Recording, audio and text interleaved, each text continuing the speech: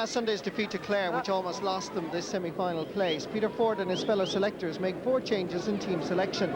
2 members of the under-21 team, Brendan Phillips and Pádraig Naughton, who did not line out last weekend, are drafted into the left flank of the defence. Darragh McCarthy impressed the last day and is retained in the half-forward line, while Ken Killeen returns to the team after serving his suspension. Galway selectors have given approval to the team that finished so impressively last Sunday against Kerry. This means that Matthew Clancy is retained at wing forward after being introduced as a substitute in Tuam. Consequently, Joe Bergen transfers to midfield beside Michael Donlan. The strongest line still looks to be the full forward line of Derek Savage, Pádraig Joyce and John Donlan. Match referee is Seamus McCormack for County Meath. He starts the very first of this league semi-finals. Sligo playing from right to left on a wet, miserable day here in the town of Roscommon. First attack of the game goes to Sligo and the very first possible score. And Pádraig Lally did well in one way to just keep his eye on it, but he dropped it right on the goal line, and it was Micheál Comer that came to his rescue.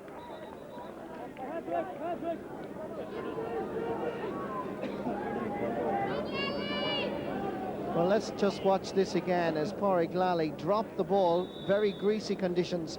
Micheál Comer was there to help to get it out. David Durkin needs Eamon O'Hara. Paul Taylor.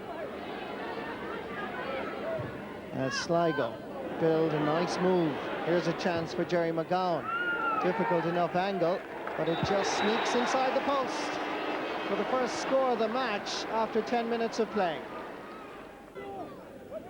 Paul Taylor opening up the play by bringing in Paul Durkin in the far wing. Here's a chance for Ken Killeen, bearing down and goal, and he sends it over the bar.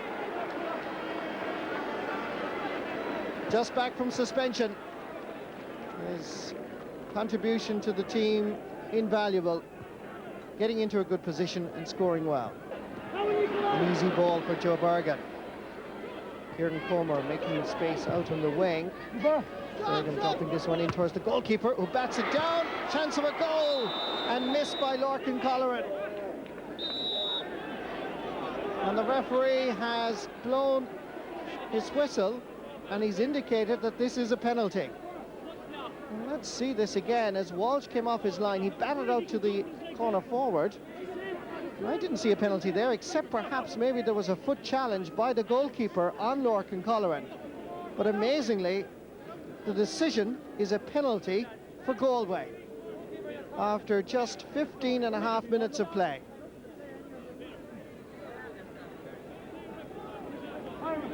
Now this is going to be a talking point for some time, because while Walsh made the error by just batting it out, certainly it's a very harsh decision if it is just for a foot fault. Derek Savage, usually lethal from the penalty spot, facing Peter Walsh.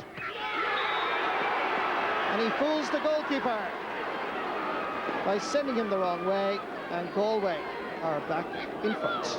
Joe Bergen is being taken off, and the Galway manager has acknowledged that they have a problem at centre field because Sean O'Donnell is introduced.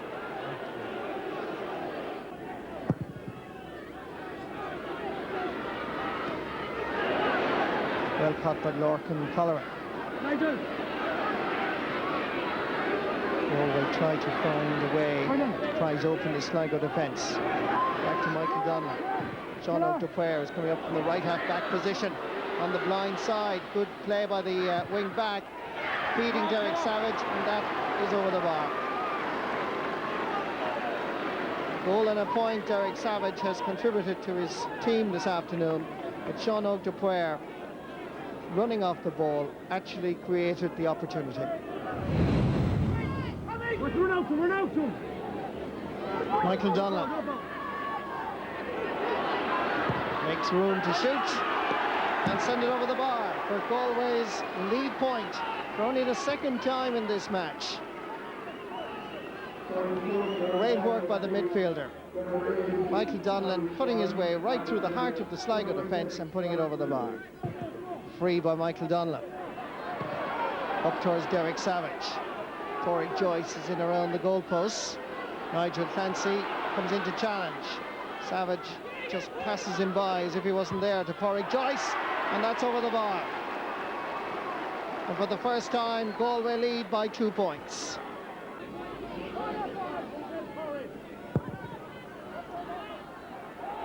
Sean O'Donnell again gets a fist to it. Kieran Comer trying to flick it outside to Sean O'Donnell, coming up from the left half back position. Can he just chip this over the bar? He can. Sean O'Donnell loves to attack opposing defences, coming unhindered from a deep defensive role here, and with the outside of the boot, scored a point. Well picked up by Philip Gallagher. Plenty of Sligo men around, but it's a Galway man that gets it. And he's applauded every time he touches the ball. Sean O'Donnell, Pádraig Joyce. Oh, that's a sweet ball inside to Matthew Clancy. Great finish. It all started way down in the Galway half of the field when the ball was given away by Sligo, but the finish at the other end was quite simply superb.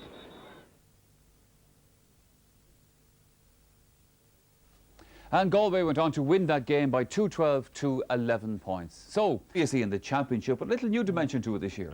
Yeah, I think it's good for both teams. I mean, Mayo have regrouped after Sligo's defeated them last year, and I think Pat Holmes done a good job now. He's got a whole new series of young lads coming in there who are playing a nice long ball game, unlike what Mayo had been playing for the previous 2 or 3 years. And they looked good yesterday. Like when Roscommon put it up to them, they did perform. And Galway have been going through this league, betting the All-Ireland final. We see Kerry relegated, yet Galway, with 6 or 7 of the team that played in the All-Ireland throughout the whole league campaign, have now qualified for a league final, and that's going to stand to Galway in good stead. People, you know, sometimes question the value of the league and all this kind of thing, but I can tell you neither Galway or Mayo will be looking to lose that one. No. When the green and red meet the maroon, you're certainly going to have a championship fever in Croke Park, and I think both teams would benefit from that. Both managers will want to know, is player X or player Y, are they up to it? And next Sunday in Croke Park, they'll see that. We've seen Galway and Mayo too, I suppose, to some degree, and fairly high profile over the last number of years. There's always new players coming through. Of the crop of what you've seen from both sides, what do you think? Well, I think Mayo certainly have exciting times ahead. Whether they come this year or not, I don't know. But I saw the Connacht final under-21 match against Sligo, and they had 7 or 8 players there. They're well capable of coming through and playing senior football. You know, James Gill is doing very well. This McNicholas lad up front is also a very good footballer.